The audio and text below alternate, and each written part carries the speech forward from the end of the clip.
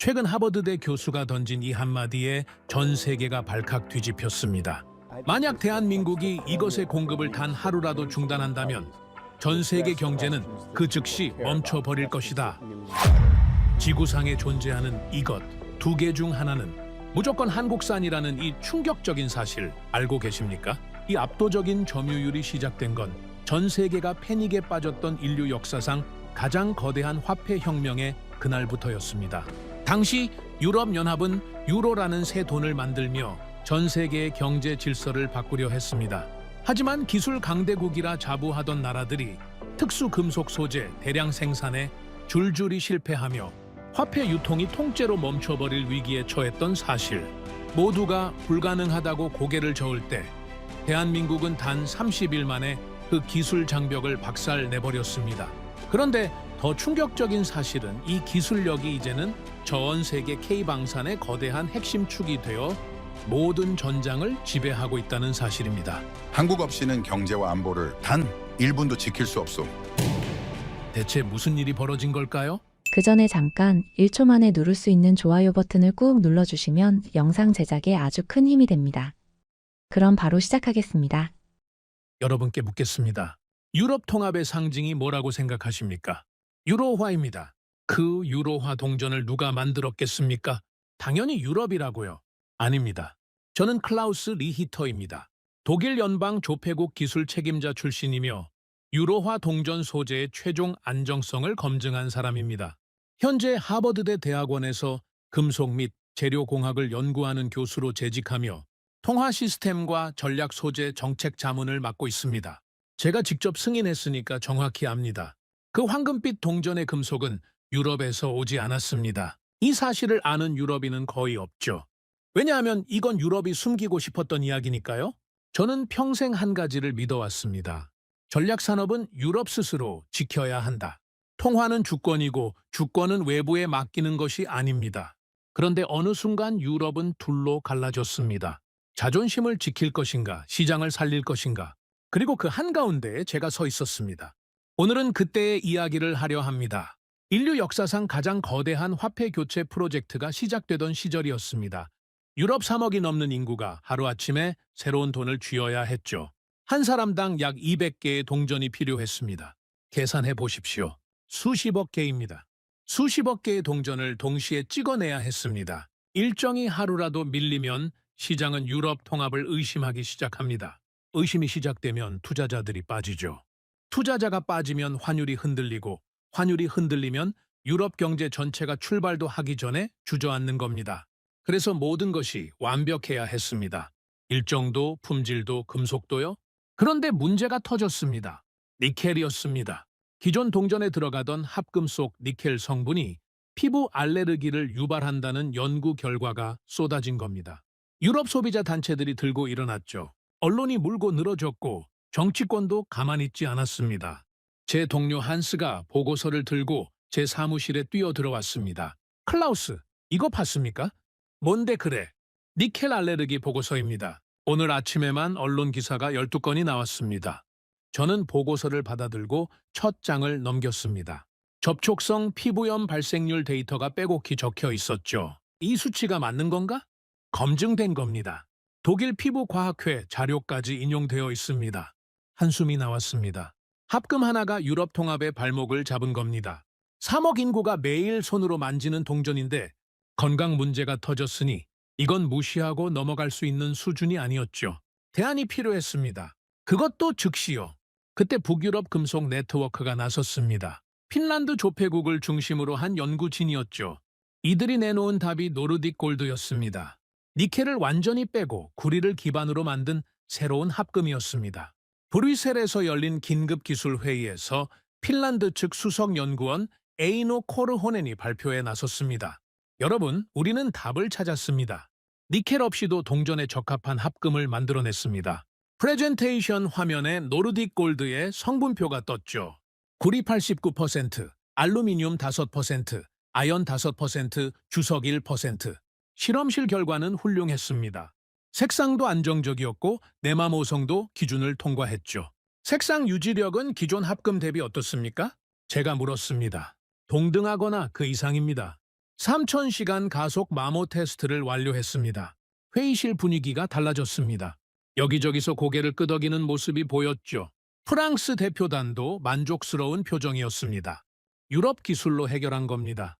누군가 그렇게 말했고 회의실에 박수가 터져 나왔습니다. 노르딕 골드는 단순한 합금이 아니었습니다. 유럽 기술 자립의 상징이었죠.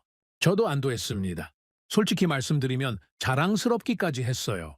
유럽이 스스로 문제를 해결했다고 믿었으니까요. 그런데 문제는 그 다음이었습니다. 실험실에서 성공하는 것과 공장에서 수십억 개를 찍어내는 건 완전히 다른 세계입니다. 저는 이걸 30년간 지켜봐 왔습니다. 시제품 10개가 완벽하다고 해서 양산품 10억 개가 완벽할 거라는 보장은 어디에도 없죠. 그리고 제 우려는 현실이 되었습니다. 핀란드에서 첫 번째 보고가 올라왔습니다. 새벽 3시 전화벨이 울렸습니다. 핀란드 조폐국 기술 책임자 유하 레이노넨이었죠. 리히터 문제가 생겼습니다. 무슨 문제입니까? 대량 압연 라인에서 색상이 갈라지고 있습니다. 같은 배치에서 나온 소전인데 색이 다릅니다. 편차 범위가 어느 정도입니까?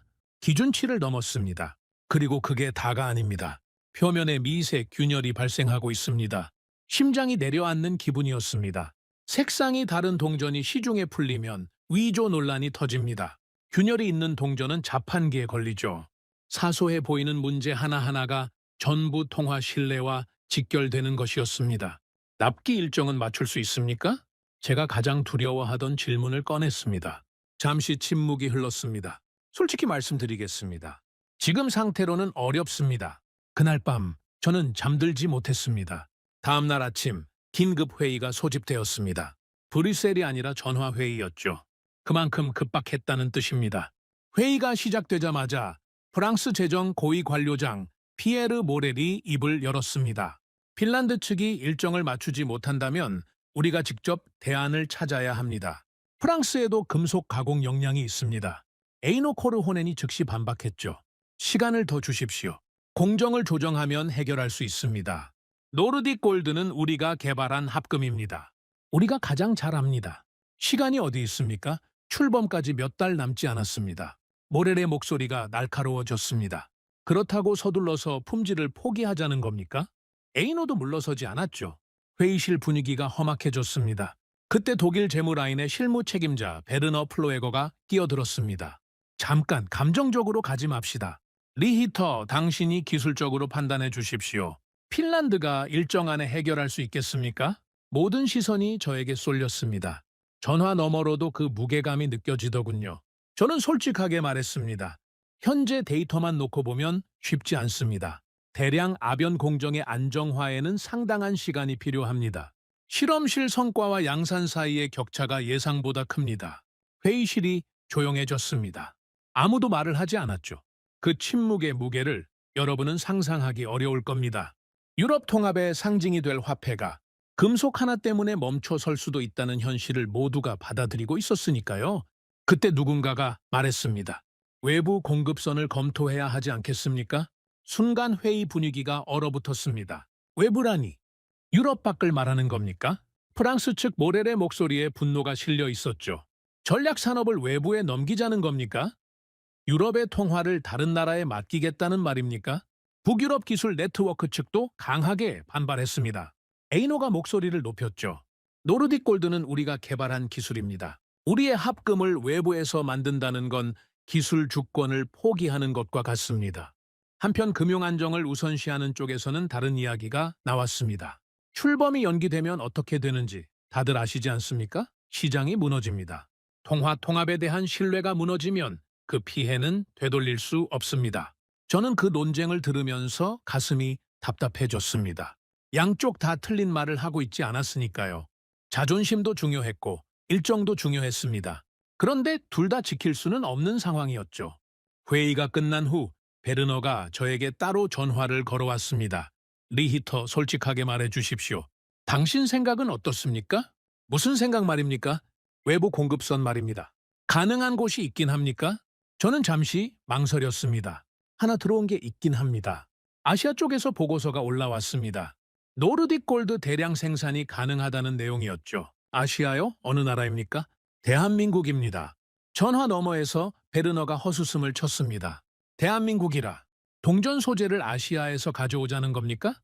프랑스가 알면 난리가 날 겁니다. 저도 압니다. 그래서 말하기가 조심스러웠던 겁니다. 일단 보고서는 검토해 봅시다. 조용히요.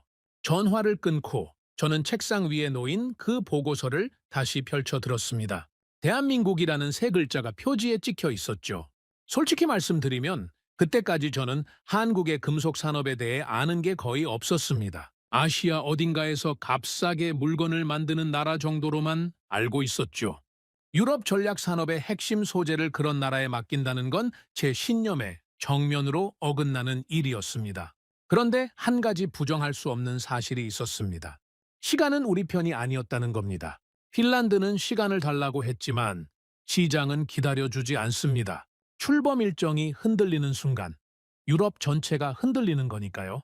저는 그날 밤 사무실에 혼자 앉아서 그 보고서를 처음부터 끝까지 읽었습니다. 한 장, 두 장 넘길수록 표정이 굳어졌습니다. 이건 단순한 제안서가 아니었습니다. 거기에는 제가 예상하지 못한 숫자들이 빼곡히 적혀 있었죠. 세계 70여 개국에 소전을 공급하고 있다는 기록, 이미 유럽 일부 국가에도 납품한 이력, 그리고 울산이라는 도시에 구축된 완성형 금속 공급망에 대한 분석이 들어 있었습니다. 저는 혼잣말을 했습니다. 이게 사실이란 말인가? 그 보고서를 덮으면서 저는 느꼈습니다. 이건 단순한 기술 위기가 아니라는 걸요. 유럽의 자존심과 현실이 정면으로 충돌하고 있었고 저는 그 충돌의 한가운데 서 있었습니다. 그리고 그 보고서 속에는 우리가 전혀 몰랐던 나라의 이름이 적혀 있었죠. 대한민국. 그때만 해도 저는 이 이름이 제 인생을 바꿔놓을 줄은 꿈에도 몰랐습니다. 회의가 끝나고 이틀이 지났습니다. 저는 그 보고서를 책상, 서랍에 넣어두고 꺼내지 않으려 했습니다. 한국이라는 이름을 머릿속에서 지우고 싶었던 겁니다. 유럽 사람으로서 그리고 30년간 금속을 다뤄온 기술자로서 받아들이기 어려운 현실이었으니까요. 그런데 한스가 가만히 있지 않았습니다. 아침에 출근하자마자 한스가 커피 두 잔을 들고 제 사무실 문을 두드렸죠. 클라우스, 시간 좀 있습니까? 무슨 일인가? 주말 동안 좀 더 파봤습니다.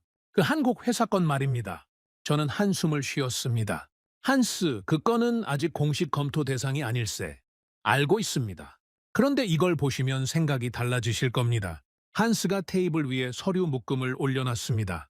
제법 두꺼웠죠. 저는 마지못해 첫 장을 넘겼습니다. 그 회사의 역사가 정리되어 있었습니다. 아무것도 없던 시절, 작은 공장 하나에서 출발한 회사였습니다. 전쟁이 끝난 직후의 한국이 어떤 상황이었는지 여러분은 아실 겁니다. 산업 기반이라고 할 것이 없었죠. 그런 나라에서 구리와 합금을 다루는 사업을 시작한 겁니다. 맨손으로요. 여기 보십시오. 설립 초기에는 구리 가공이 전부였습니다. 그런데 몇 년 만에 동전용 소전 국산화에 성공합니다. 한스가 손가락으로 연표를 짚었죠. 국산화라. 그전에는 어떻게 하고 있었나? 전량 수입이었습니다. 자기 나라 동전을 만들 소전조차 외국에서 사와야 했던 겁니다. 저는 그 대목에서 잠시 멈췄습니다. 생각해 보십시오. 자국 화폐의 재료를 남의 나라에 의존한다는 게 어떤 의미인지요. 통화는 주권입니다. 그 주권의 물리적 기반을 스스로 만들지 못한다는 건 독립국가로서 치욕에 가까운 일이죠. 그런데 그들은 그 상황을 받아들이지 않았습니다. 직접 만들겠다고 나선 겁니다. 그래서 국산화에 성공하고 그 다음은 수출입니다. 국산화 성공 이후 불과 몇 년 만에 해외 입찰에 뛰어들었습니다. 첫 수출 대상은 대만이었죠. 대만? 작은 시장 아닌가? 시작은 작았습니다.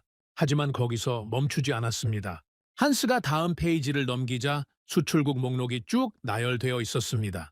동남아시아, 중동, 아프리카, 그리고 그 목록이 유럽으로 넘어가는 순간 저는 눈을 의심했습니다. 잠깐, 이탈리아, 프랑스, 헝가리라고. 네, 이미 유럽에도 납품 이력이 있습니다. 프랑스가 한국 소전을 쓰고 있었다고? 기록상으로는 그렇습니다. 저는 의자 등바디에 몸을 기대며 허탈하게 웃었습니다. 며칠 전 회의실에서 모렐이 뭐라고 했습니까? 유럽의 통화를 아시아에 맡기겠다는 겁니까?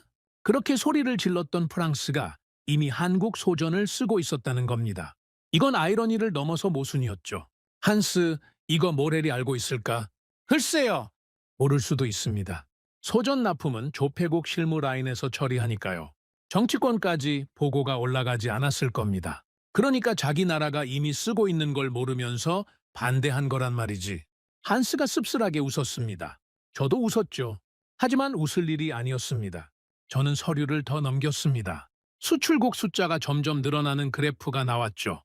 처음 한두 나라에서 시작해서 10여 개국, 30여 개국, 그리고 70여 개국까지 그 성장 곡선을 보는 순간 저는 뭔가 다르다는 걸 직감했습니다. 이건 값싼 가격으로 밀어붙인 결과가 아니었습니다. 가격만으로는 70여 개국을 장악할 수 없습니다. 각 나라마다 동전 규격이 다르고 합금 성분이 다르고 품질 기준이 다르니까요. 그 모든 걸 맞춰가면서 70여 개국에 납품하려면 기술력이 뒷받침되어야 합니다. 한스, 이 수치가 의미하는 걸 알겠나? 뭘 말씀하시는 겁니까? 지구상에서 유통되는 동전 2개 중 하나는 이 회사가 만든 소전으로 찍혀 나온다는 뜻일세. 한스가 잠시 말을 잃었습니다. 2개 중 하나요? 그래, 세계 절반이야.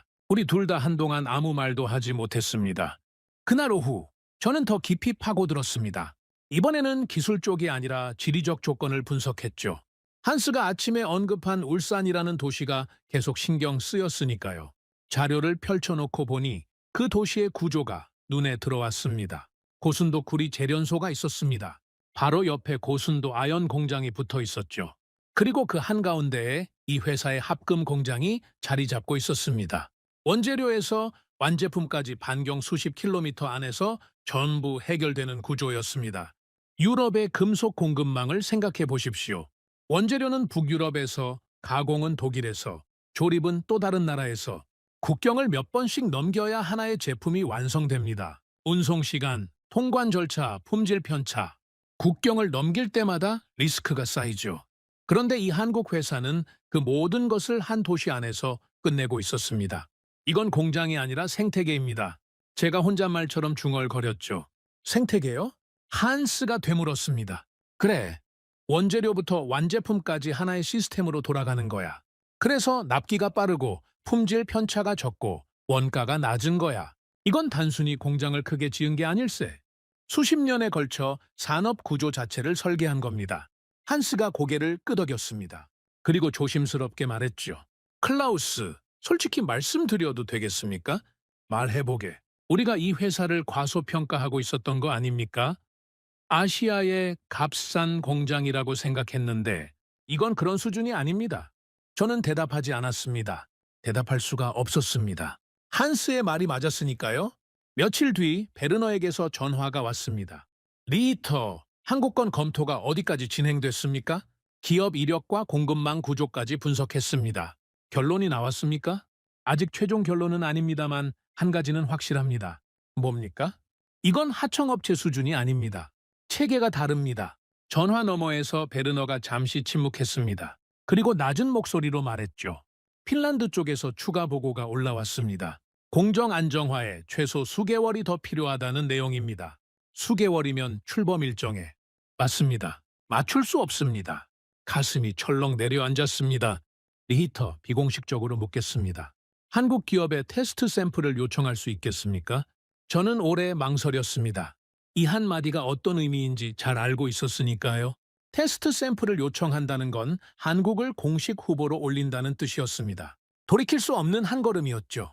요청하겠습니다. 그렇게 대답하고 전화를 끊었습니다. 수화기를 내려놓는 손이 떨렸습니다.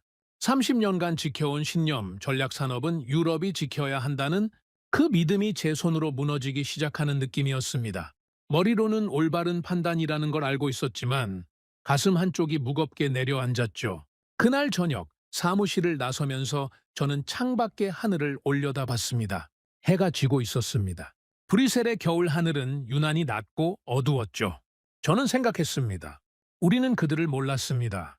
아시아의 작은 나라에서 폐허를 딛고 일어나 수십 년간 금속 기술을 쌓아온 사람들이 있었다는 것을요. 그들은 조용히 아무도 주목하지 않는 곳에서 세계 절반의 동전을 만들고 있었습니다. 그리고 이제 그들의 샘플이 유럽으로 오고 있었습니다. 대한민국이라는 이름이 더 이상 보고서 속 세 글자가 아니게 되는 순간이었습니다. 샘플 요청을 보낸 뒤 저는 묘한 기분에 사로잡혔습니다. 올바른 판단을 했다는 확신과 돌이킬 수 없는 선을 넘었다는 불안이 동시에 밀려왔죠. 그런데 그 감정을 정리할 틈도 없이 일이 터졌습니다. 모렐이 알아버린 겁니다. 아침 회의가 시작되기도 전에 모렐에게서 직통 전화가 걸려왔습니다. 리터, 한국에 샘플을 요청했다는 게 사실입니까? 목소리가 얼어 있었죠. 사실입니다. 누구 승인을 받고 한 겁니까? 기술 검증 라인의 판단입니다. 출범 일정을 고려하면 대한공급선의 기술 검증은 필수적입니다. 기술 검증이 아니라 항복 선언입니다. 유럽이 자체 해결하지 못한다는 신호를 시장에 보내는 겁니다. 당신이 그걸 모를 리가 없지 않습니까? 저는 참았습니다. 모렐의 말에도 일리가 있었으니까요. 외부 공급선을 검토한다는 사실이 알려지면 유럽 기술력에 대한 의문이 제기될 수 있었습니다. 정치적으로 민감한 문제였죠. 모렐, 저도 자립에 가까운 사람입니다. 전략 산업을 외부에 맡기고 싶은 마음은 추호도 없습니다. 하지만 핀란드가 수개월이 더 필요하다고 했습니다. 수개월이면 출범 일정이 무너집니다. 그건 핀란드의 문제입니다. 프랑스가 지원할 수 있습니다. 프랑스에 노르딕 골드 대량 아변 설비가 있습니까? 모렐이 대답하지 못했습니다. 잠시 침묵이 흘렀죠. 리히터, 이건 끝난 게 아닙니다. 전화가 끊겼습니다. 저는 수화기를 내려놓고 깊은 숨을 내쉬었습니다. 정치적 전쟁이 시작된 겁니다. 이제부터는 기술만으로 판단할 수 있는 영역이 아니었죠.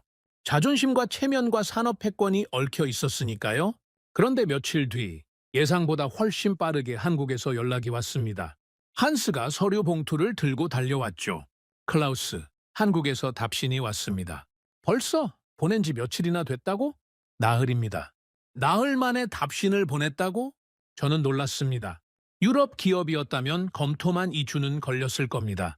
내부 승인 절차, 법률 검토, 사업 타당성 분석, 그런 과정을 거치면 한 달은 좋게 걸리죠. 그런데 나흘이라니, 그것만이 아닙니다. 답신만 온 게 아니라 기술 자료가 함께 왔습니다. 한스가 봉투를 열었습니다. 안에는 꽤 두꺼운 기술 보고서가 들어있었죠. 노르딕 골드 합금에 대한 자체 시험 데이터, 대량 아변 공정 분석, 색상, 안정성 테스트 결과, 내마모성 시험 성적서, 우리가 요청하지도 않은 항목까지 포함되어 있었습니다. 이건 우리가 요구한 범위를 넘어선 건데, 그렇습니다.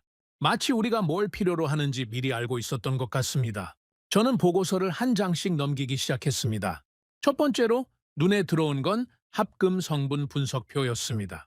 노르딕 골드의 정확한 배합 비율과 공정 온도, 아변 속도, 냉각 조건까지 빼곡하게 정리되어 있었죠. 깔끔했습니다. 지나치게 깔끔했습니다. 한스, 이 데이터 형식 좀 보게. 유럽 표준 시험 규격에 맞춰져 있어. 네, 저도 봤습니다. 우리 기준에 정확하게 맞춘 겁니다. 그 말은 이 회사가 유럽 시험 규격을 이미 숙지하고 있다는 뜻 아닌가? 한스가 고개를 끄덕였습니다. 70여 개국에 납품하려면 각 나라의 기준을 전부 알고 있어야 합니다. 유럽 규격은 그중 하나일 뿐이겠죠. 저는 보고서를 계속 넘겼습니다. 색상 안정성 데이터가 나왔습니다. 핀란드가 대량 생산에서 실패한 바로 그 항목이었죠. 같은 배치에서 나온 소정길이 색상 편차가 발생하는 문제. 그런데 한국 측 데이터에서는 편차가 거의 없었습니다. 기준치를 훨씬 밑도는 수준이었죠. 이게 맞는 건가? 저는 혼잣말처럼 중얼거렸습니다. 검증해봐야 하지 않겠습니까? 당연하지. 이 수치가 사실인지 직접 확인해야 해. 그날 오후 저는 독일 연방재료시험소에 연락했습니다. 한국에서 샘플이 도착하는 대로 독자적인 검증을 진행해달라고 요청했죠. 유럽 기준으로, 유럽 장비로, 유럽 인력이 직접 테스트하는 겁니다. 어느 쪽에도 유리하지 않은 객관적 조건이었습니다. 그리고 며칠 뒤 샘플이 도착했습니다.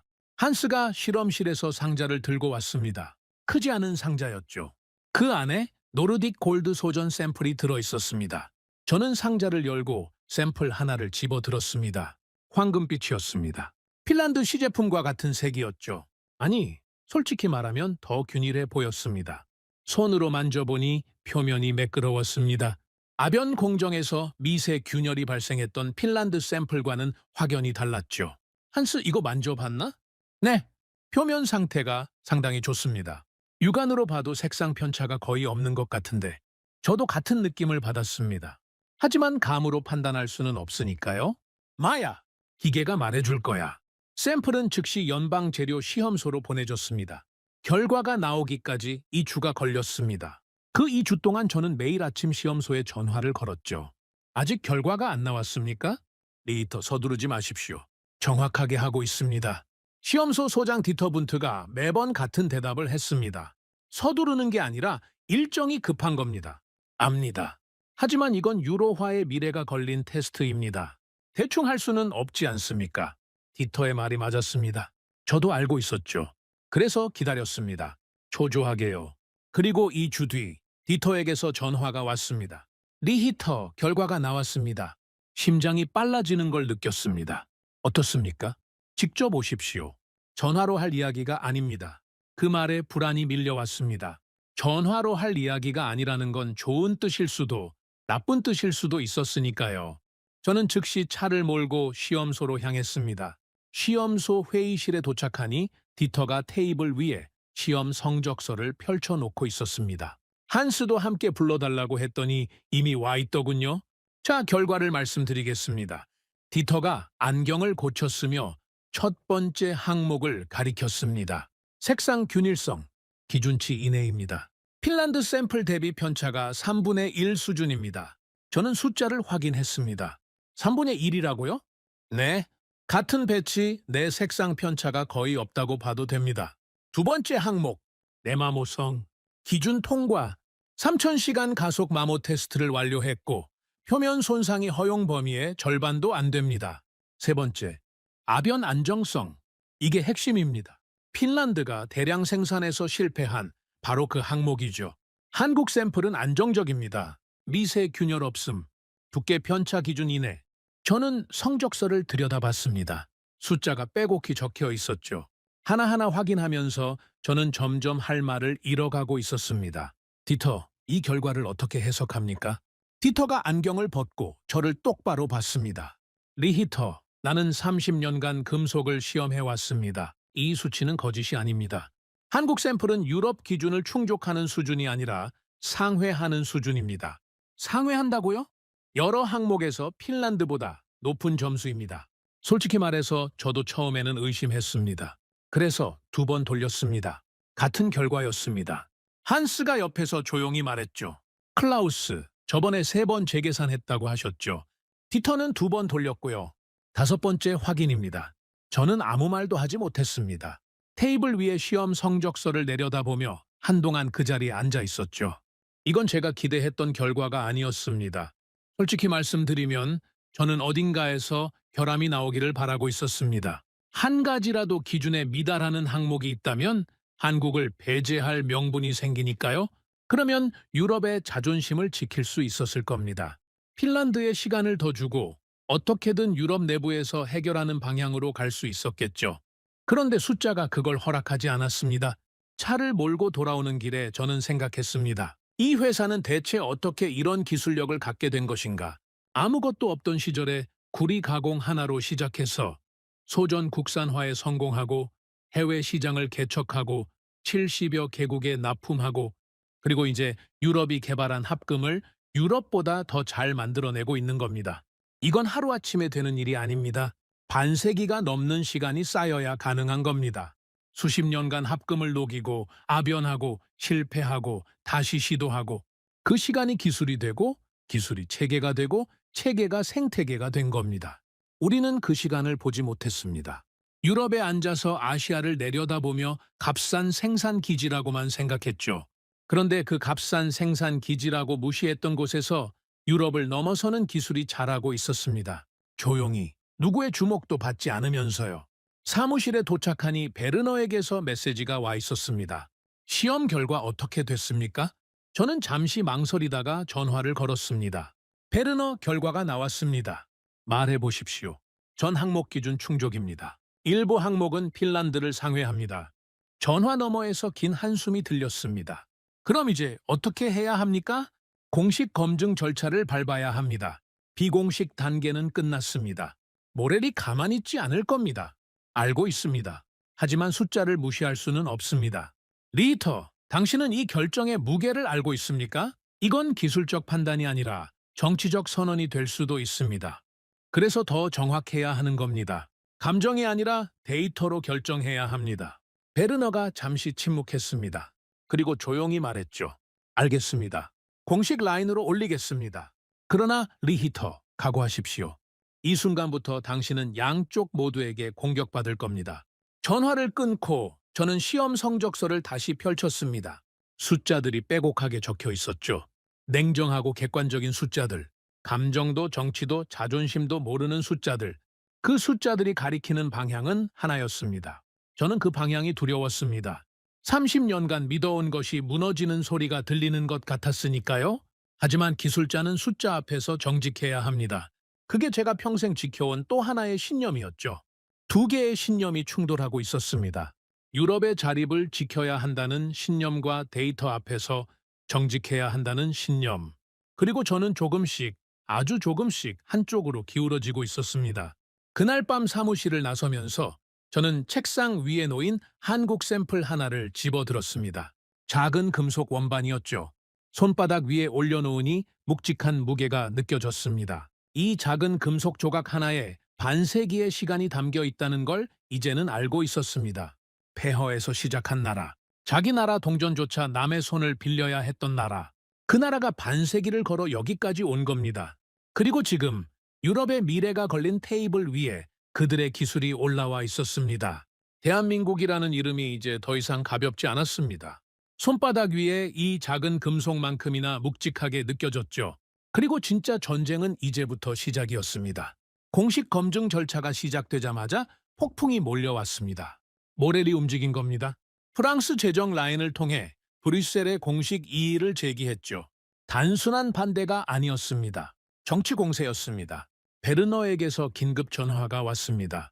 리히터, 상황이 좋지 않습니다. 무슨 일입니까? 모렐이 유럽중앙은행 실무진에 직접 서한을 보냈습니다. 외부 공급선 검토는 절차적 정당성이 없다는 내용입니다. 절차적 정당성이요? 기술 검증 라인의 정당한 권한 범위 아닙니다. 우리는 그렇게 생각하지만 모렐은 다르게 해석하고 있습니다. 이건 기술 결정이 아니라 전략산업 정책이라는 논리입니다. 정치로 끌고 가겠다는 겁니까? 그렇습니다. 그리고 북유럽 기술 네트워크도 모렐 편에 붙었습니다. 저는 이를 악물었습니다. 예상은 했지만 이렇게 빠를 줄은 몰랐죠. 에이노도 함께한 겁니까? 직접 나서지는 않았지만 핀란드 조폐국 명의로 공식 입장서를 냈습니다. 추가 시간을 요청하는 내용입니다. 석 달만 더 달라고 합니다. 석 달이면 출범 일정이 완전히 무너집니다. 알고 있습니다. 그래서 지금 난리가 난 겁니다. 전화를 끊고 저는 사무실에 앉아 상황을 정리했습니다. 한쪽에서는 프랑스와 북유럽이 연합해서 한국을 막으려 하고 있었고 다른 한쪽에서는 출범 일정이 시시각각 다가오고 있었습니다. 그리고 저는 그 사이에 끼어 있었죠. 이틀 뒤 브뤼셀에서 공식 기술심의 회의가 소집되었습니다. 이번에는 비공식이 아니었습니다. 유럽중앙은행 실무진까지 배석한 정식 회의였죠. 회의실에 들어서는 순간 공기가 달랐습니다. 모렐이 서류 묶음을 앞에 쌓아놓고 앉아 있었고 에이노는 기술 보고서를 양손에 들고 있었습니다. 전쟁 준비를 하고 온 거였죠. 회의가 시작되자 의장이 입을 열었습니다. 오늘 안건은 유로화 동전 소재 대한 공급선 검토의 적절성에 대한 것입니다. 먼저 핀란드 측에서 현황 보고를 해주십시오. 에이노가 일어섰습니다. 현재 노르딕 골드 대량 아변 공정에서 일부 안정화 문제가 발생한 것은 사실입니다. 그러나 이는 해결 가능한 기술적 문제입니다. 우리 연구진이 원인을 파악했으며 석 달 내에 공정을 완전히 안정화할 수 있습니다. 석 달이라면 출범 일정에 영향이 있지 않습니까? 의장이 물었죠. 일정 조정이 필요할 수 있습니다. 그러나 노르딕 골드는 유럽이 개발한 합금입니다. 이것을 외부에 넘기는 것은 기술 주권의 포기와 같습니다. 에이노의 목소리에 힘이 실려 있었습니다. 자기 합금에 대한 자부심이 느껴졌죠. 저도 그 마음을 이해했습니다. 자신이 개발한 기술을 다른 나라에 빼앗기는 기분이 어떤 것인지 기술자라면 누구나 알 수 있으니까요. 모렐이 이어받았습니다. 여기에 덧붙이겠습니다. 이건 단순한 기술 문제가 아닙니다. 유럽 통합의 상징인 유로화를 외부 국가에 의존해서 만든다는 것은 정치적 메시지를 담게 됩니다. 유럽은 스스로 할 수 없다는 메시지 말입니다. 회의실이 술렁였습니다. 모렐의 논리는 강력했습니다. 감정적이 아니라 구조적이었죠. 기술 문제를 정치 문제로 격상시킨 겁니다. 의장이 저를 봤습니다. 리히터 기술 검증 라인의 입장을 말씀해 주십시오. 저는 자리에서 일어났습니다. 모렐의 차가운 시선이 느껴졌지만 피하지 않았습니다. 먼저 핀란드 측의 노력에 경의를 표합니다. 노르딕 골드는 훌륭한 합금입니다. 니켈 문제를 해결한 것은 유럽 기술의 성과죠. 에이노가 살짝 고개를 끄덕였습니다. 그러나 사실을 말씀드려야 합니다. 석 달은 최소 추정치입니다. 대량 아변 공정의 안정화는 예측이 어렵습니다. 석 달이 6달이 될 수도 있고 그 이상이 될 수도 있습니다. 과장하지 마십시오. 에이노가 끼어들었죠. 과장이 아닙니다. 저도 30년간 금속을 다루어온 사람입니다. 실험실과 양산의 격차가 어느 정도인지 제가 모를 리가 있겠습니까? 에이노가 입을 다물었습니다. 그리고 한 가지 더. 한국 기업의 샘플을 독일 연방 재료시험소에서 독자 검증했습니다. 결과는 전 항목 기준 충족입니다. 일부 항목은 핀란드시 제품을 상회합니다. 회의실이 웅성거렸습니다. 모렐의 얼굴이 굳어지는 게 보였죠. 그 데이터를 신뢰할 수 있습니까? 모렐이 물었습니다. 독일 연방 재료시험소입니다. 유럽에서 가장 엄격한 시험 기관이죠. 2번 반복 시험을 했고 결과는 동일했습니다. 샘플 몇 개의 결과로 대량 생산을 보장할 수 있습니까? 그래서 대량 생산 검증이 필요한 겁니다. 지금 단계에서 배제하는 것은 비합리적입니다. 모렐리 테이블을 손바닥으로 내리쳤습니다. 비합리적이라고요? 유럽의 전략 산업을 지키는 것이 비합리적이란 말입니까? 회의실이 조용해졌습니다. 모렐과 저 사이에 팽팽한 긴장이 흘렀죠. 의장이 중재에 나섰습니다. 양측 의견을 충분히 들었습니다. 결정은 다음 회의에서 내리겠습니다. 단, 그 전에 한 가지를 확인하겠습니다. 의장이 저를 봤습니다. 리히터 한국 기업에 대량 생산 테스트를 요청할 경우 결과가 나오기까지 얼마나 걸리겠습니까? 통상적으로는 수개월입니다. 노르딕 골드 대량 아변 공정을 새로 세섭하고 안정화하는데 상당한 시간이 필요하니까요. 그러면 핀란드와 시간 차이가 없지 않습니까? 모렐리 즉시 끼어들었습니다. 승리를 확신하는 표정이었죠. 저는 대답했습니다. 통상적으로는 그렇습니다. 하지만 이 회사는 통상적이지 않았습니다. 제가 샘플을 요청했을 때 나흘 만에 기술 자료까지 포함해서 답신을 보내왔습니다. 회의실이 다시 술렁였습니다. 나흘이요? 의장이 되물었죠. 네, 나흘입니다. 그날 회의는 결론 없이 끝났습니다. 하지만 분위기는 미묘하게 달라져 있었습니다. 모렐의 정치 논리는 여전히 강력했지만 숫자의 무게를 완전히 무시할 수는 없었으니까요. 회의가 끝나고 저는 사무실로 돌아왔습니다. 한스가 기다리고 있었죠. 어떻게 됐습니까? 결론은 안 났어. 하지만 대량 생산 테스트를 요청할 수 있는 여지는 만들어졌어. 그러면 한국 쪽에 연락합니까? 해야지. 한스, 노르딕 골드 대량 아변 공정 안정화 테스트를 요청하되 조건을 명확하게 해. 유럽 기준 그대로 타협 없이. 기한은요? 기한은 정하지 마. 그들이 알아서 제시하도록 해. 한스가 고개를 끄덕이고 나갔습니다. 그리고 한국에서 답이 왔습니다. 이번에도 빨랐습니다. 사흘 만이었죠? 한스가 서류를 들고 달려왔을 때 저는 보고서를 읽고 있었습니다. 클라우스, 한국에서 답신이 왔습니다. 대량 생산 테스트를 수락한 건가? 수락했습니다. 그런데 한 가지가 있습니다. 한스의 표정이 이상했습니다. 놀란 건지 당황한 건지 구분이 안 되는 얼굴이었죠. 뭔가? 공정 안정화 예상 기간을 적어 보냈습니다. 얼마래? 30일입니다. 저는 서류를 내려놓고 한스를 봤습니다. 30일이라고? 네. 핀란드가 석 달을 달라고 했는데 30일이라고? 네. 30일 안에 대량 아변 공정을 안정화하고 테스트 결과를 보내겠다고 합니다. 저는 한참 동안 아무 말도 하지 못했습니다. 이건 자신감의 문제가 아니었습니다. 만약 실패하면 신뢰를 완전히 잃는 거니까요. 그런데도 30일이라고 적어 보냈다는 건 자기들이 해낼 수 있다는 확신이 있다는 뜻이었습니다. 허풍 아닙니까? 한스가 조심스럽게 물었습니다. 허풍이었으면 좋겠어. 그런데 한스, 지금까지 이 회사가 한 번이라도 빈말을 한 적이 있었나? 한스가 고개를 저었습니다. 없었습니다. 저는 창밖을 바라봤습니다. 30일, 핀란드가 석 달을 요구했고 유럽 전체가 그 석 달을 감당할 수 없어서 갈라지고 있는 상황에서 한국이 30일이라고 말한 겁니다. 이건 도발에 가까운 숫자였습니다. 그날 저녁 베르너에게 전화했습니다. 30일이라고 합니다. 뭐가 30일입니까? 대량 아변 공정 안정화. 한국 측이 30일 안에 결과를 내겠다고 했습니다. 전화 너머에서 한참 동안 아무 소리도 들리지 않았습니다. 베르너? 듣고 있습니다. 잠깐 정리 좀 하겠습니다. 또 침묵이 흘렀죠. 리히터, 만약 이게 사실이라면 상황이 완전히 달라지는 겁니다. 알고 있습니다. 핀란드는 석 달, 한국은 30일. 이 차이를 모렐이 어떻게 설명하겠습니까? 설명할 수 없겠죠. 모렐만이 아닙니다. 유럽 전체가 설명할 수 없을 겁니다.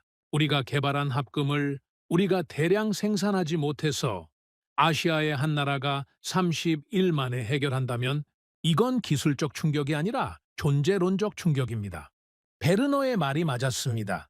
이건 단순히 누가 더 잘 만드느냐의 문제가 아니었습니다. 유럽이 스스로를 어떻게 정의하느냐의 문제였죠. 전화를 끊고 저는 달력을 봤습니다. 30일, 한 달입니다. 한 달 뒤면 답이 나옵니다. 한국의 주장이 사실인지 허풍인지 숫자가 증명해 줄 겁니다. 저는 그 30일이 두려웠습니다. 한국이 실패하는 것이 두려웠던 게 아닙니다. 성공하는 것이 두려웠습니다. 만약 정말로 30일 만에 해낸다면 그건 유럽이 수십 년간 쌓아온 기술적 자부심이 근본부터 흔들린다는 뜻이니까요. 하지만 기다리는 수밖에 없었습니다. 숫자가 말해줄 때까지요. 30일의 카운트다운이 시작되었습니다. 30일이 시작되었습니다. 처음 열흘은 아무 소식이 없었습니다. 한국 측에서 연락이 오지 않았죠. 저는 매일 아침 사무실에 출근해서 가장 먼저 메일함을 확인했습니다. 아무것도 없었습니다. 한스도 마찬가지였죠. 클라우스, 오늘도 아무 연락 없습니다. 알았네. 혹시 문제가 생긴 건 아닐까요? 30일이라고 큰 소리 쳤다가 막상 공정에 들어가니까 안 되는 건 아닌지. 모르지. 기다려보는 수밖에. 사실 저도 같은 생각을 하고 있었습니다.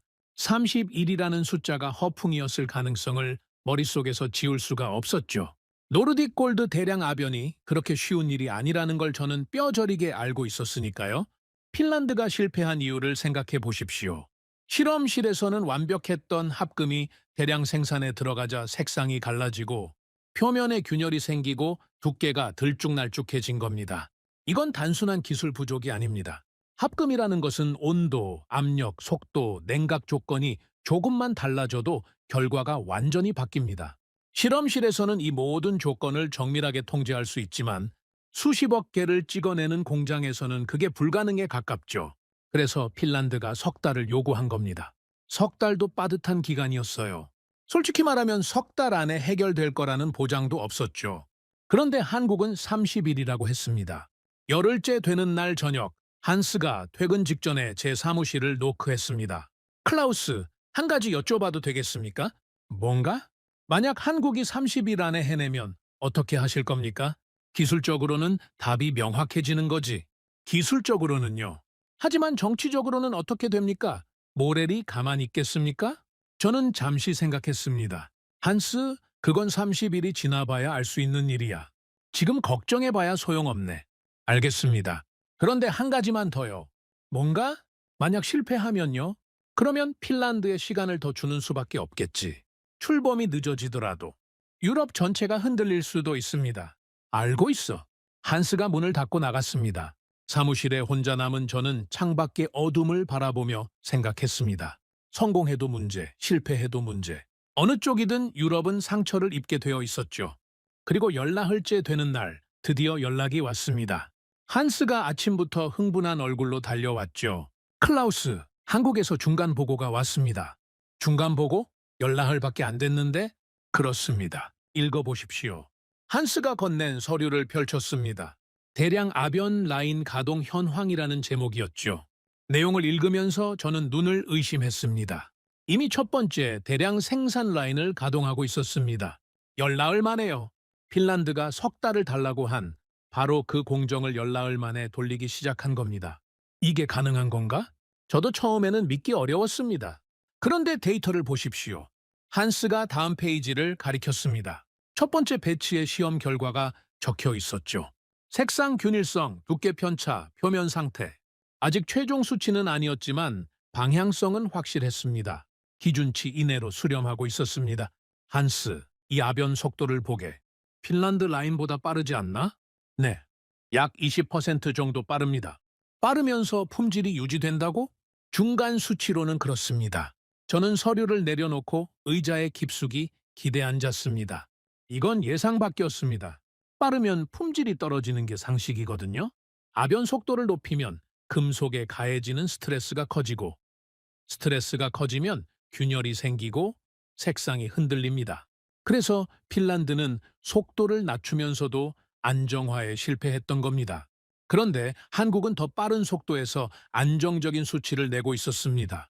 이건 장비가 좋아서 되는 일이 아닙니다.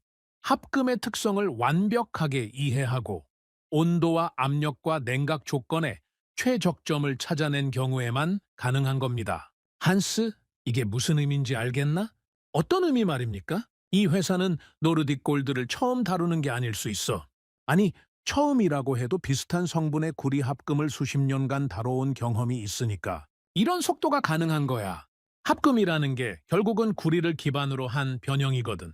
구리의 성질을 완벽하게 알고 있으면 새로운 합금에 대한 적응 속도가 완전히 달라지는 거야. 반세기의 경험이 여기서 나오는 거로군요. 그래? 이건 어전을 만들어진 기술이 아니야. 그 주 금요일 베르너에게 중간 보고를 했습니다. 열나흘 만에 대량 라인을 가동했고 중간 수치가 기준 이내입니다. 열나흘이요? 네? 핀란드는 석 달도 부족하다고 했는데? 그렇습니다. 전화 너머에서 베르너가 길게 한숨을 쉬었습니다. 리히터, 이 이야기가 퍼지면 핀란드가 견디지 못할 겁니다. 기술 검증 결과는 비공개로 유지하고 있습니다. 얼마나 갈지 모릅니다. 모래리 정보를 캐고 있으니까요. 알고 있습니다. 혹시 한국 측에서 과장한 건 아닙니까? 중간 데이터만으로 판단하기엔 이른 거 아닌지. 그래서 최종 결과를 기다리는 겁니다. 30일이면 2주 남았습니다.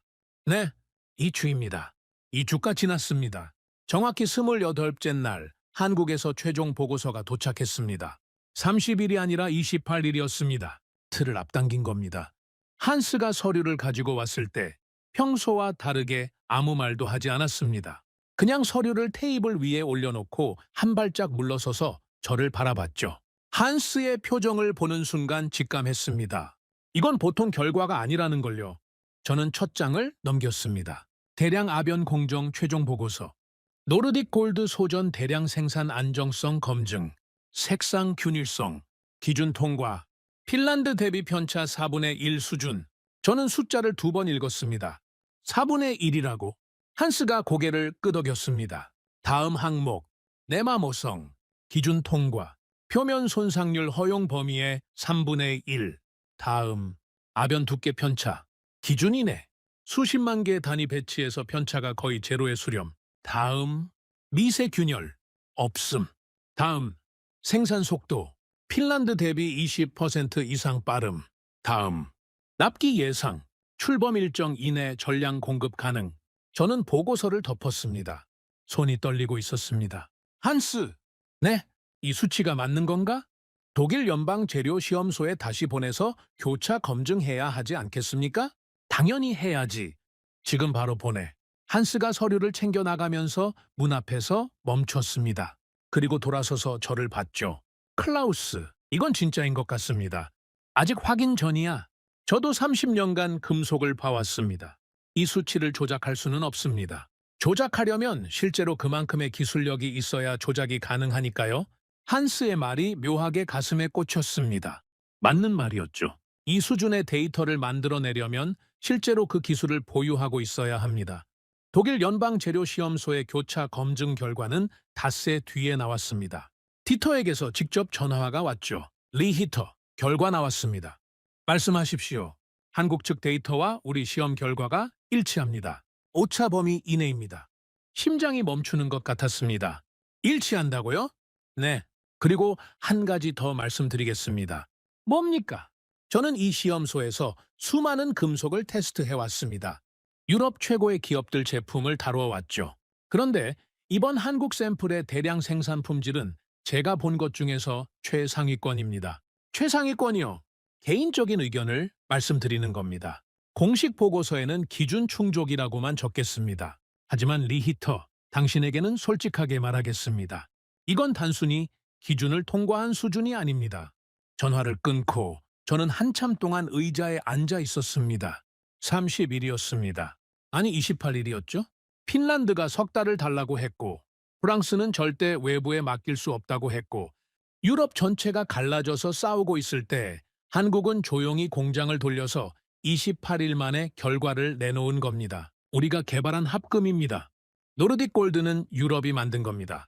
유럽의 자부심이었죠. 그런데 그 합금을 대량으로 안정적으로 찍어내는 건 유럽이 아니라 한국이었습니다. 이걸 어떻게 받아들여야 합니까? 저는 베르너에게 전화했습니다. 교차 검증 완료했습니다. 데이터가 일치합니다. 그러면 이제 공식 심의에 올려야 합니다. 긴 침묵이 흘렀습니다. 모렐이 끝까지 막을 겁니다. 알고 있습니다. 하지만 베르너, 숫자는 나왔습니다. 이 숫자를 무시하고 정치적 판단만으로 결정을 내리면 그건 유로화의 미래를 도박에 거는 겁니다. 알겠습니다. 공식 라인으로 올리겠습니다. 최종 심의를 소집합니다. 전화를 끊고 저는 창밖을 바라봤습니다. 해가 지고 있었죠. 브뤼셀의 하늘이 붉게 물들어 있었습니다. 저는 생각했습니다. 저 멀리 아시아의 동쪽 울산이라는 도시에서 수십 년간 금속을 녹이고 두드리고 밀어온 사람들이 있었습니다. 그들은 유럽의 정치를 몰랐을 겁니다. 모렐이 누군지도 에이노가 누군지도 브뤼셀 회의실에서 어떤 논쟁이 벌어지고 있는지도 몰랐겠죠. 그들은 그냥 자기가 할 수 있는 일을 했을 뿐입니다. 금속을 다루는 일, 반세기 동안 해온 바로 그 일을요. 그런데 그 조용한 기술이 유럽의 가장 시끄러운 회의실을 침묵시킨 겁니다. 한스가 퇴근 인사를 하러 왔습니다. 클라우스, 오늘 좀 쉬십시오. 얼굴이 안 좋습니다. 한스 자네는 어떻게 생각하나? 뭘 말입니까? 한국말이야. 이 결과를 보고 자네는 뭘 느꼈나? 한스가 잠시 생각하더니 조용히 대답했습니다. 솔직히 말씀드리면 부끄러웠습니다. 부끄러웠다고? 우리가 그들을 얼마나 몰랐는지, 아니 얼마나 무시했는지 깨달았으니까요. 값싼 공장이라고 생각했습니다. 하청업체 수준이라고 봤습니다. 그런데 그 하청업체라고 깔봤던 곳이 우리가 석 달 동안 못한 걸 한 달도 안 되어서 해냈습니다. 기술자로서 이건 인정할 수밖에 없습니다. 저는 아무 말도 하지 못했습니다. 한스가 문을 닫고 나간 뒤 저는 책상 위에 놓인 보고서를 다시 펼쳤습니다. 281. 그 숫자가 유난히 크게 보였죠. 유럽의 자존심을 무너뜨린 건 거대한 사건이 아니었습니다. 조용한 숫자 하나였습니다. 그리고 이제 최종 심의가 남아 있었습니다. 모렐과의 마지막 전쟁이 기다리고 있었죠. 숫자는 나왔지만 정치가 숫자를 이길 수 있는 곳이 바로 유럽이었으니까요. 최종 결정의 순간이 다가오고 있었습니다. 최종 심의 날짜가 잡혔습니다. 브뤼셀 유럽중앙은행 본부 회의실. 참석자 명단을 보는 순간 저는 이게 단순한 기술 심의가 아니라는 걸 알았습니다. 각국 재정 실무 대표단, 조폐국 기술 책임자들, 유럽중앙은행 고위 실무진까지 이 자리에서 내려지는 결정은 곧 유럽의 결정이 되는 거였죠. 회의 전날 밤, 저는 호텔방에서 발표 자료를 정리하고 있었습니다. 한스가 옆방에 묵고 있었는데 밤 11시가 넘어서 노크를 하더군요. 클라우스, 아직 안 주무셨습니까? 잠이 오겠나? 저도 못 자고 있습니다. 커피 한 잔 하시겠습니까? 한스가 커피 2잔을 들고 들어왔습니다. 저는 자료를 잠시 내려놓고 창가 의자에 앉았죠. 한스, 내일 어떻게 될 것 같나? 솔직히 모르겠습니다. 데이터는 우리 편이지만 모렐이 만만치 않으니까요. 모렐만이 아니야. 에이노도 있고 북유럽 네트워크 전체가 반대편이야. 숫자가 항상 이기는 게 아닐세. 유럽은 정치로 움직이는 곳이거든. 한스가 커피를 한 모금 마시고 조용히 말했습니다. 클라우스, 만약 내일 부결되면 어떻게 하실 겁니까? 부결되면 핀란드에 시간을 더 주는 거지. 출범이 늦어지더라도. 이건 내 결정이 아니라 유럽의 결정이니까. 하지만 데이터를 무시하는 거지 않습니까? 정치적 판단이 기술적 판단을 이기는 경우는 역사에 얼마든지 있어. 그게 옳으냐 그르냐는 별개의 문제야. 한스는 더 이상 묻지 않았습니다. 우리는 한동안 말없이 커피를 마셨죠. 창밖으로 브뤼셀의 야경이 보였습니다. 유럽의 심장이라 불리는 도시. 그 도시의 한복판에서 내일 유럽의 미래가 결정되는 겁니다. 다음 날 아침 회의실에 들어서는 순간 공기가 달랐습니다. 모렐이 맨 앞줄에 앉아 있었습니다. 정장 차림이 평소보다 더 격식을 갖추고 있었죠. 서류 묶음을 4개나 쌓아놓고 있었습니다. 완전히 전쟁 준비를 해온 거였습니다. 에이노는 그 옆에 앉아 있었는데 며칠 사이에 부쩍 수척해진 것 같았습니다. 자기가 개발한 합금의 운명이 결정되는 자리였으니 당연한 일이었겠죠. 의장이 회의를 열었습니다. 오늘 안건은 유로화 동전 소재 공급선 최종 결정입니다. 먼저 기술 검증 라인의 보고를 듣겠습니다. 리히테오, 저는 자리에서 일어났습니다. 독일 연방 재료시험소의 교차 검증 결과를 보고 드리겠습니다. 회의실 전체가 조용해졌습니다. 종이 넘기는 소리조차 들리지 않았죠. 한국 기업의 노르딕 골드 대량 아변 테스트 결과입니다. 색상 균일성 기준 통과, 핀란드 대비 편차 4분의 1, 내마모성 기준 통과, 표면 손상률 허용 범위의 3분의 1, 아변 두께 편차 기준 이내, 미세 균열 없음. 생산 속도 핀란드 대비 20% 이상, 납기 출범 일정 이내 전량 공급 가능. 저는 잠시 멈추고 회의실을 둘러봤습니다. 그리고 가장 중요한 사실을 말씀드리겠습니다. 이 결과가 나오기까지 걸린 시간은 28일입니다. 회의실이 술렁였습니다. 여기저기서 웅성거리는 소리가 들렸죠. 28일이라고요? 누군가 되물었습니다. 네. 핀란드 측이 석 달을 요청한 동일한 공정을 28일 만에 안정화한 것입니다.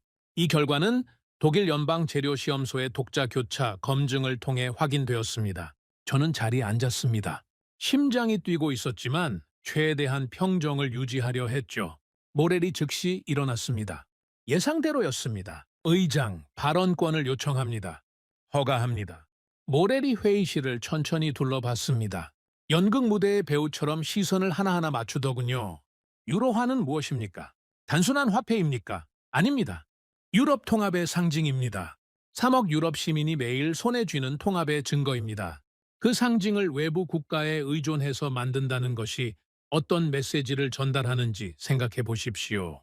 모렐의 목소리에 힘이 실려 있었습니다. 오늘 동전 소재를 아시아에 맡기면 내일은 무엇을 맡기겠습니까? 전략 물자입니까? 방위 산업입니까? 한 번 열린 문은 닫히지 않습니다. 회의실이 조용했습니다. 모렐의 논리는 강력했습니다. 감정이 아니라 논리로 공격한 겁니다. 그리고 한 가지 더. 핀란드 조폐국은 시간을 요청했습니다. 석 달이면 해결 가능하다고 했습니다. 유럽의 기술자들이 유럽의 합금을 유럽의 공장에서 만들겠다는 겁니다. 그 기회를 주지 않고 외부로 넘기는 것은 유럽 기술에 대한 모욕입니다. 에이노가 고개를 끄덕였습니다. 북유럽 대표단도 동조하는 표정이었죠. 의장이 저를 봤습니다.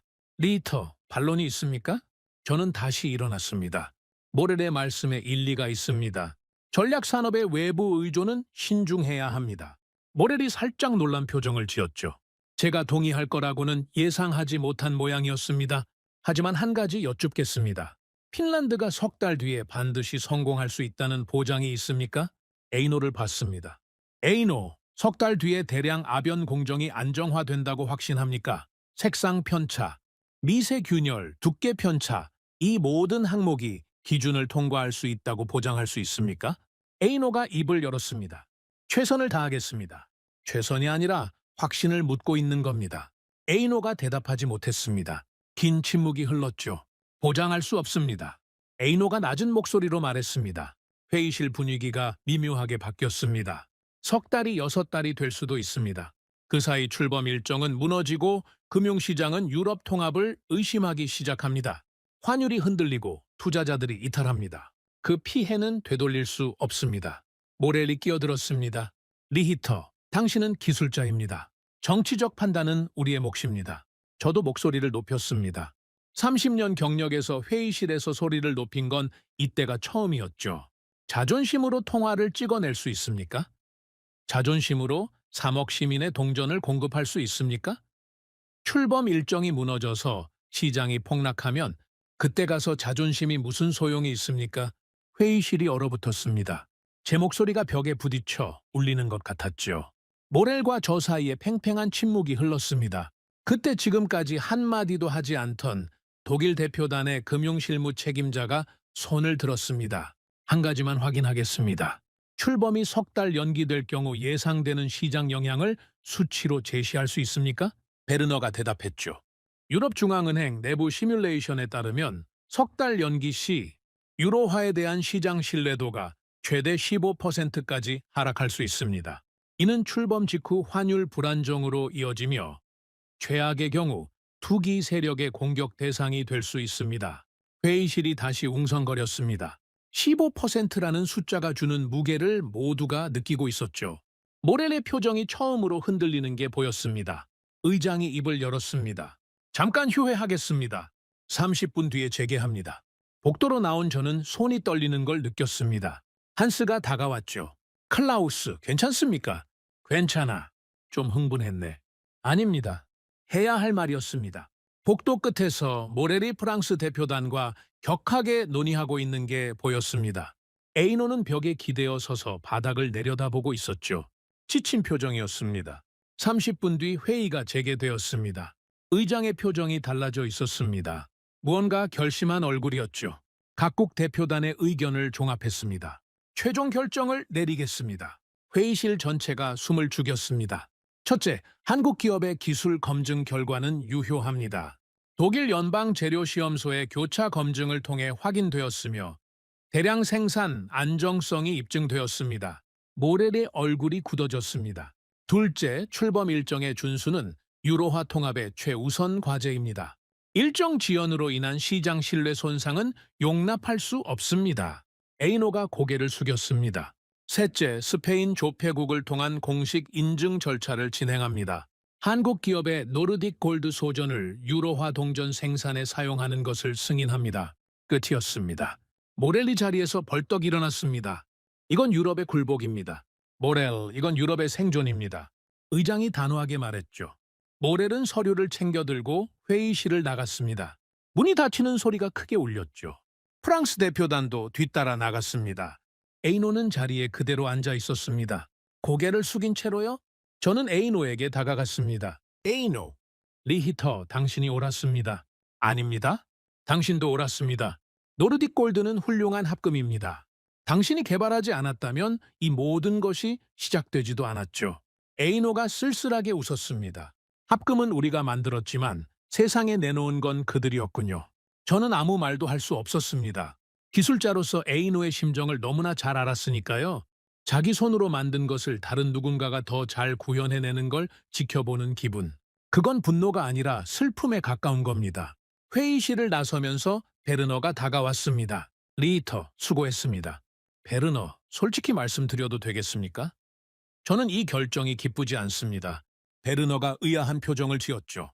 기술적으로 올바른 결정이라는 건 압니다. 유로화 출범을 지켰다는 것도 알고요. 하지만 유럽의 기술자로서 우리가 우리 합금을 우리 손으로 완성하지 못했다는 사실이 남습니다. 리히트요. 하지만 한 가지는 확실합니다. 저 멀리 아시아의 그 나라가 여기까지 오는데 반세기가 걸렸습니다. 그 시간을 우리는 보지 못했죠. 아니, 보려 하지 않았습니다. 그게 우리의 진짜 실패입니다. 베르너가 아무 말 없이 제 어깨를 한번 두드렸습니다. 그것으로 충분했죠. 그로부터 얼마 뒤 스페인 조폐국에서 공식 인증이 완료되었습니다. 한국산 노르딕 골드 소전이 유로화 동전 생산에 공식 투입된 겁니다. 계약이 체결되고 물량이 확정되고 생산 라인이 가동되었습니다. 그리고 약속대로 출범 일정 안에 전량 공급이 이루어졌죠. 유로화는 예정대로 출범했습니다. 시장은 흔들리지 않았습니다. 환율은 안정되었고 투자자들의 신뢰는 유지되었죠. 3억 유럽 시민이 새로운 동전을 손에 쥐었습니다. 황금빛 노르딕 골드가 반짝이는 동전을요. 그 동전을 받아든 유럽 시민 중에 이 사실을 아는 사람은 거의 없었습니다.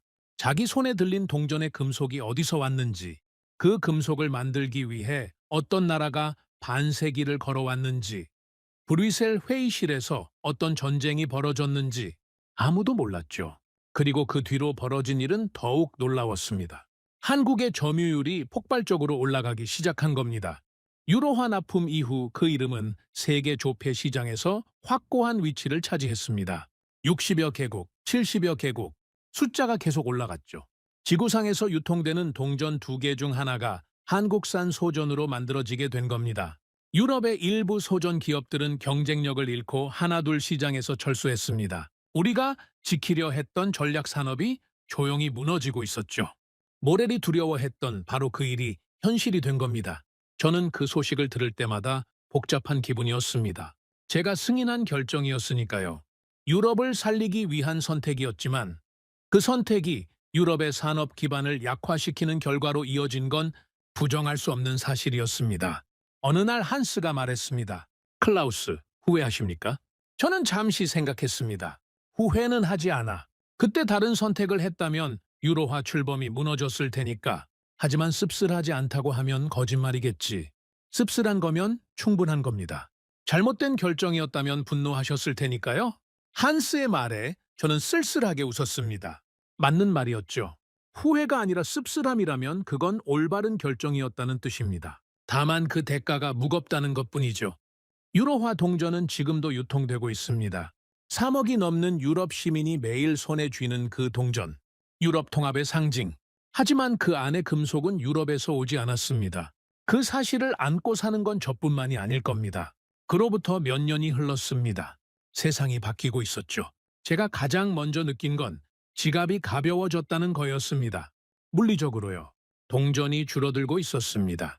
카드를 긁고 휴대폰을 대고 화면을 터치하는 것만으로 결제가 끝나는 시대가 오고 있었죠. 어느 날 아침 출근길에 커피를 사면서 문득 깨달았습니다. 저도 동전을 꺼내지 않고 있었다는 걸요. 카드 한 장이면 되니까요.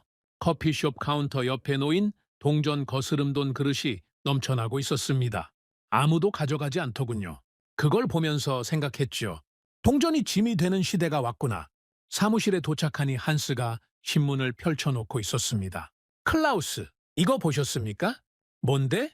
스웨덴이 소액동전 폐지를 검토하고 있답니다. 스웨덴만이 아닐 걸세. 조만간 다른 나라도 따라갈 거야. 그러면 소전 시장은 어떻게 됩니까? 줄어들겠지. 구조적으로. 한스가 신문을 접으며 말했습니다. 한국 기업은 괜찮을까요? 저는 커피를 한 모금 마시며 대답했죠. 글쎄, 아무리 기술이 뛰어나도 시장 자체가 사라지면 소용없지 않겠나? 저는 당연하다고 생각했습니다. 디지털 결제가 확산되면 동전 발행량이 줄어드는 건 시간 문제니까요.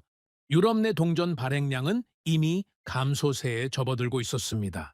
일부 국가에서는 1센트, 2센트 동전의 폐지를 진지하게 논의하고 있었죠.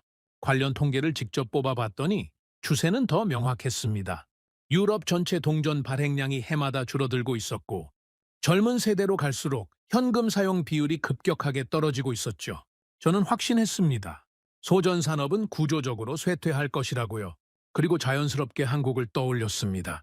세계 소전 시장의 절반을 장악한 그 나라, 동전이 사라지는 시대가 오면 그들은 어떻게 될 것인가? 아무리 기술이 뛰어나도 시장 자체가 사라지면 소용이 없지 않겠습니까? 솔직히 말씀드리면 어딘가에서 안도감 비슷한 것이 올라왔습니다. 유럽이 기술 경쟁에서는 졌지만 시대의 흐름이 그들을 제한할 것이라는 생각이었죠. 비열한 감정이었을 수도 있습니다. 하지만 30년간 유럽 기술의 자립을 믿어온 사람으로서 그런 생각이 드는 건 어쩔 수 없었습니다. 한스에게도 말했죠. 시대가 바뀌고 있어. 동전의 시대는 끝나가고 있네. 이제 그들도 흔들릴 거야. 한스가 고개를 갸웃했습니다. 정말 그럴까요? 당연하지. 시장이 줄어드는데 어떻게 버티겠나. 글쎄요. 저는 좀 다르게 보고 있습니다만. 다르게? 어떻게? 아직 확실하지는 않습니다. 좀 더 분석해 보겠습니다. 한스가 그렇게 말하고 나갔을 때 저는 대수롭지 않게 여겼습니다. 숫자가 명확하니까요. 시장은 줄어들고 있었고 줄어드는 시장에서는 누구도 자유로울 수 없다고 생각했죠. 그런데 현실은 제 예상과 완전히 다르게 흘러갔습니다. 몇 달이 지나고 한스가 분석 자료를 들고 왔습니다. 평소와 다르게 표정이 묘했죠. 뭔가를 발견한 사람 특유의 그런 얼굴이었습니다. 클라우스, 이상한 게 있습니다. 뭐가 이상한데? 소전 시장 점유율 추이인데요. 한국 기업 점유율이 떨어지지 않고 있습니다. 시장 자체가 줄어들고 있는데? 네, 그게 이상한 겁니다. 시장은 줄어드는데 점유율은 오히려 올라가고 있습니다. 저는 한스가 건넨 자료를 펼쳐봤습니다. 그래프가 두 개 있었죠. 하나는 세계 동전 발행량 추이, 완만하게 우하향하는 곡선이었습니다. 다른 하나는 한국 기업의 시장 점유율, 이건 우상향이었죠. 두 그래프를 나란히 놓으면 가위 모양이 됩니다. 시장은 내려가고 점유율은 올라가는 상식적으로 이해가 되지 않는 그림이었죠. 이게 어떻게 가능한 건가? 답은 간단합니다. 경쟁자들이 사라지고 있습니다. 한스가 다음 페이지를 넘겼습니다. 유럽과 북미의 소전 기업들이 하나둘 시장에서 철수한 기록이 정리되어 있었죠. 시장이 줄어드니까 수익성이 나빠진 겁니다. 수익성이 나빠지면 투자를 줄이고, 투자를 줄이면 기술이 뒤처지고, 기술이 뒤처지면 입찰에서 밀리고, 입찰에서 밀리면 더 수익이 나빠지는 악순환이지요. 그래서 결국 포기하는 거로군. 그렇습니다. 그런데 한국은 포기하지 않았습니다. 남들이 떠날 때 그 자리를 채운 겁니다. 저는 그래프를 한참 들여다봤습니다. 쇠퇴하는 시장에서 독점이 강화되는 구조, 경제학 교과서에서나 보던 현상이 눈앞에서 벌어지고 있었죠. 한스, 지금 이 회사의 점유율이 어느 정도인가? 세계 소전 시장의 절반을 넘었습니다. 60여 개국에 공급하고 있고 일부 지역에서는 사실상 독점입니다. 독점이라. 지구상 동전 2개 중 하나는 이 회사의 소전입니다.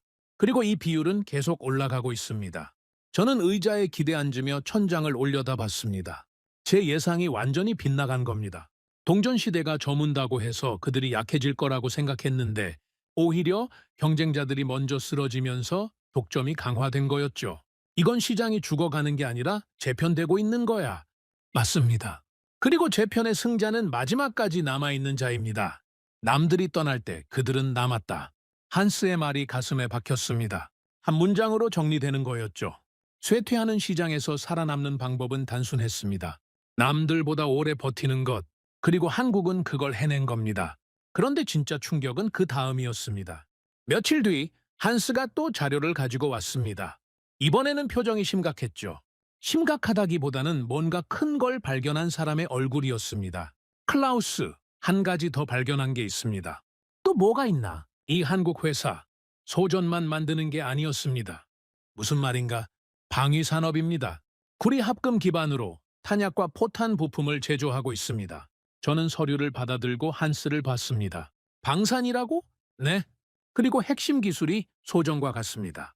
한스가 기술 비교표를 펼쳤죠. 고순도 구리, 합금 안정성, 대량 생산 공정, 정밀 압연 기술, 소전에 쓰이는 기술과 방산에 쓰이는 기술이 같은 뿌리에서 나온 거였습니다. 동전과 포탄이 같은 금속에서 시작된다는 겁니까? 그렇습니다. 구리를 다루는 기술의 두 갈래인 겁니다. 하나는 화폐로, 하나는 국방으로. 저는 한동안 말을 잃었습니다. 모레리 회의실에서 했던 말이 떠올랐죠. 오늘 동전 소재를 아시아에 맡기면 내일은 방산도 내줄 겁니까? 그때는 과장이라고 생각했습니다. 정치적 수사라고 봤죠. 그런데 그게 아니었습니다. 모렐은 틀리지 않았던 겁니다. 다만 방향이 달랐을 뿐이죠. 유럽이 넘겨준 게 아니라 한국이 이미 가지고 있었던 겁니다. 한스, 그러면 이 회사는 처음부터 소전 기업이 아니었던 건가? 소전은 사업의 한 축일 뿐이었습니다. 본질은 금속 가공 기업입니다. 구리를 기반으로 한 모든 것을 다루는 회사죠. 우리가 놓친 거야. 무엇을 말씀하시는 겁니까? 우리는 이 회사를 소전 납품업체로만 봤어. 동전 만드는 회사. 그게 우리의 한계였어. 이 회사의 본질은 동전이 아니라 금속이었던 거야. 반세기 동안 구리를 녹이고 합금을 만들고 정밀하게 가공하는 기술을 쌓아왔고 그 기술이 동전으로도 가고 방산으로도 간 거야. 한스가 고개를 끄덕였습니다. 그러면 동전 시장이 사라져도 끄떡없겠지. 동전은 이 회사의 한쪽 팔일 뿐이니까 다른 팔이 더 크게 자라고 있었던 거야. 클라우스, 한 가지만 더 말씀드려도 되겠습니까? 말해보게. 최근 한국 방산 수출 데이터를 찾아봤습니다. 이 나라 전체가 방위 산업에서 무서운 속도로 성장하고 있습니다. 전차, 자주포, 전투기 부품까지. 그리고 그 뿌리에 금속 가공 기술이 있습니다. 소전에서 시작된 그 기술이요. 동전에서 포탄까지. 평화의 금속에서 전쟁의 금속까지. 한 나라가 반세기 동안 쌓아온 기술이 어디까지 뻗어나갈 수 있는지 우리는 상상도 못했던 겁니다. 저는 창밖을 바라봤습니다. 해가 지고 있었죠. 한스. 네. 내가 틀렸네. 뭐가 말입니까? 동전의 시대가 끝나면 그들도 끝날 거라고 했잖아. 내가 틀렸어. 그들에게 동전은 끝이 아니라 시작이었던 거야. 한스가 조용히 웃었습니다. 클라우스, 우리 둘 다 처음부터 그들을 과소평가했습니다. 저도 마찬가지였으니까요. 그날 저녁 저는 사무실에 혼자 앉아서 생각했습니다. 동전의 시대가 끝나가고 있다고 확신했습니다. 그래서 한국도 흔들릴 거라고 예상했죠. 그런데 시장은 제 계산과 완전히 다르게 움직였습니다. 경쟁자들은 쇠퇴 속에서 쓰러졌지만 한국은 쇠퇴 속에서 더 강해졌습니다. 그리고 소전 뒤에는 방산이라는 더 거대한 세계가 있었죠. 동전과 포탄, 평화의 금속과 전쟁의 금속, 그 모든 것이 같은 기술에서 태어나고 있었습니다. 저는 나직이 혼잣말을 했습니다.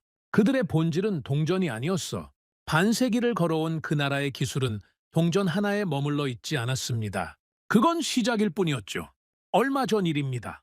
서재를 정리하다가 오래된 상자 하나를 발견했습니다. 먼지가 수북이 쌓여 있었죠. 뚜껑을 열어보니 그 시절의 서류들이 들어 있었습니다. 핀란드 기술 보고서, 브뤼셀 회의록, 독일 연방재료시험소의 시험 성적서, 그리고 그 밑바닥에 작은 금속 조각 하나가 있었습니다. 한국에서 보내온 노르딕 골드 샘플이었죠. 저는 그 샘플을 집어들었습니다. 손바닥 위에 올려놓으니 여전히 묵직했습니다. 세월이 지났는데도 색이 바래지 않았더군요. 황금빛이 그대로였습니다. 표면도 매끈했죠. 균열 하나 없이. 그때 시험소에서 디터가 했던 말이 떠올랐습니다. 이 수치는 거짓이 아닙니다. 이 금속이 그 말을 증명하고 있었죠. 수십 년이 지나도 변하지 않는 품질. 그게 기술이라는 겁니다. 그 작은 금속 조각을 들여다보면서 오래된 기억들이 밀려왔습니다. 한스에게 전화를 걸었습니다. 한스도 이제는 은퇴했죠. 가끔 연락하며 지내는 사이입니다. 한스, 나야, 클라우스, 오랜만입니다. 무슨 일입니까? 서재 정리하다가 옛날 서류들을 찾았네. 한국 샘플도 나왔고, 아, 그거요. 아직도 갖고 계셨습니까? 버릴 수가 없었어. 이상하지? 금속 조각 하나를 30년 가까이 갖고 있는 늙은이가. 한스가 전화 너머에서 웃었습니다. 이상하지 않습니다. 저도 하나 갖고 있으니까요. 자네도? 네. 시험소에서 돌려받은 샘플 하나를 몰래 챙겼습니다. 서랍 속에 아직 있습니다. 저도 웃었죠. 우리 둘 다 그 시절을 잊지 못하고 있었던 겁니다. 한스, 한 가지 물어보겠네. 뭡니까? 자네는 그때 어느 순간에 확신했나 한국이 해낼 거라는 걸. 한스가 잠시 생각하더니 대답했습니다. 샘플이 도착했을 때입니다. 상자를 열고 처음 만졌을 때요. 표면을 만지는 순간 알았습니다. 이건 다르다. 이건 대충 만든 게 아니다. 나도 그랬어. 손끝으로 느꼈지. 그런데 인정하기가 싫었던 거야. 저도 마찬가지였습니다. 유럽 사람으로서 쉽게 인정할 수 있는 게 아니었으니까요. 한스 자네가 처음 한국 자료를 들고 왔을 때 기억나나? 이 회사 이력이 이상하다고 했었지. 기억합니다. 너무 깔끔하다고 했죠. 그때 내가 뭐라고 했는지 기억하나? 검증부터 하자고 하셨습니다. 그래, 검증부터 하자. 그게 내가 할 수 있는 전부였어. 감정을 빼고 숫자만 보자. 그런데 숫자를 볼수록 감정이 무너지더군. 한스가 조용히 웃었습니다. 전화를 끊고 저는 다시 그 샘플을 들여다봤습니다. 이 작은 금속 조각 하나에 얼마나 많은 것이 담겨 있는지 생각하면 아찔합니다. 전쟁의 폐허에서 시작한 나라가 있었습니다. 자기 나라 동전의 재료조차 외국에서 사와야 했던 나라. 그 나라의 누군가가 결심했죠. 우리 손으로 만들겠다고. 그 결심이 작은 공장 하나에서 시작되었습니다. 구리를 녹이고 합금을 만들고 두드리고 밀어내고 실패하고 다시 녹이고 다시 만들고 그 과정이 1년, 2년이 아니라 수십 년 동안 반복된 겁니다. 아무도 주목하지 않는 곳에서요. 유럽은 물론이고 아시아의 이웃 나라들조차 관심을 두지 않았을 겁니다. 그냥 작은 나라의 작은 공장에서 금속을 만들고 있었을 뿐이니까요. 그런데 그 조용한 시간이 쌓이고 쌓여서 거대한 것이 되었습니다. 소전 국산화, 첫 수출, 아시아 시장 개척, 중동 진출, 아프리카 진출, 그리고 유럽, 세계 70여 개국, 지구상 동전 2개 중 하나, 그리고 방위산업까지 한 나라의 반세기가 이 작은 금속 조각 안에 들어있는 겁니다. 저는 서재 책장에서 유로화 동전을 하나 꺼냈습니다. 오래전부터 간직하고 있던 것이었죠. 유로화가 처음 발행되었을 때 기념으로 가져온 겁니다. 한 손에 한국 샘플을, 다른 손에 유로화 동전을 올려놓았습니다. 같은 금속이었습니다. 같은 합금, 같은 색, 같은 무게감. 한쪽은 아직 동전이 되지 못한 금속 원반이었고 다른 한쪽은 유럽 통합의 상징이 된 완성된 화폐였죠. 하지만 본질은 같았습니다. 같은 곳에서 태어난 금속이었으니까요. 유로화 동전을 빛에 비추어 봤습니다. 황금빛 노르딕 골드가 반짝였죠. 유럽 시민 3억 명이 매일 손에 쥐는 이 동전. 유럽 통합의 상징, 유럽의 자부심. 그런데 이 금속은 유럽에서 오지 않았습니다. 그 사실을 알고 있는 유럽인이 얼마나 될까요? 거의 없을 겁니다. 알 필요도 없다고 생각하는 사람이 대부분이겠죠. 동전의 금속이 어디서 왔는지 신경 쓰는 사람은 없으니까요. 하지만 저는 압니다. 제가 직접 검증했고 제가 직접 승인했으니까요. 며칠 뒤 한스가 집에 놀러 왔습니다. 은퇴한 늙은이 둘이 앉아서 맥주를 마셨죠. 이런저런 이야기를 하다가 자연스럽게 그 시절 이야기가 나왔습니다. 한스, 모렐은 어떻게 지내고 있나? 은퇴했다고 들었습니다. 프랑스 남부에서 와이너리를 하고 있다던데요. 와이너리라. 잘 어울리네. 그 사람은 끝까지 자존심을 지키려 했지. 틀린 사람은 아니었습니다. 다만 시대가 그의 편이 아니었을 뿐이죠. 에이노는 핀란드에서 후학을 가르치고 있다고 합니다. 금속공학 교수가 됐다더군요. 교수라. 어울려. 그 사람은 진짜 기술자였으니까. 노르딕 골드를 만든 건 대단한 업적이야. 대량 생산에서 실패했다고 해서 그 가치가 줄어드는 건 아니지. 베르너는요? 베르너는 가끔 연락이 옵니다. 여전히 바쁘게 지내고 있더군요. 얼마 전에 전화가 왔는데 이런 말을 하더군요. 뭐라고요? 리히터? 그때 당신이 없었으면 유로화 출범이 어떻게 됐을지 모릅니다. 그렇게 말하더군. 클라우스, 그건 사실입니다. 아니야. 나는 그저 숫자를 읽었을 뿐이야. 그 숫자를 만들어낸 건 한국의 기술자들이지. 한스가 맥주를 한 모금 마시고 말했습니다. 클라우스, 한 가지 여쭤봐도 되겠습니까? 뭔가? 만약 그때로 돌아간다면 같은 결정을 하시겠습니까? 저는 오래 생각했습니다. 맥주잔을 돌리면서요. 같은 결정을 했을 거야. 망설임 없이요? 아니, 그때와 똑같이 망설였을 거야. 그리고 똑같이 고통스러웠을 거야. 모렐의 얼굴도 다시 떠올랐을 거고 에이노의 쓸쓸한 웃음도 다시 봤을 거야. 하지만 결론은 같았을 거네. 숫자가 가리키는 방향은 하나였으니까. 기술자의 숙명이로군요. 그래. 기술자는 숫자 앞에서 정직해야 해. 그게 자존심보다 아프더라도. 한스가 고개를 끄덕였습니다. 우리는 한동안 말없이 맥주를 마셨죠. 저는 문득 창밖을 바라봤습니다. 독일의 조용한 교회 마을이었죠. 평화로운 풍경이었습니다. 한스, 네?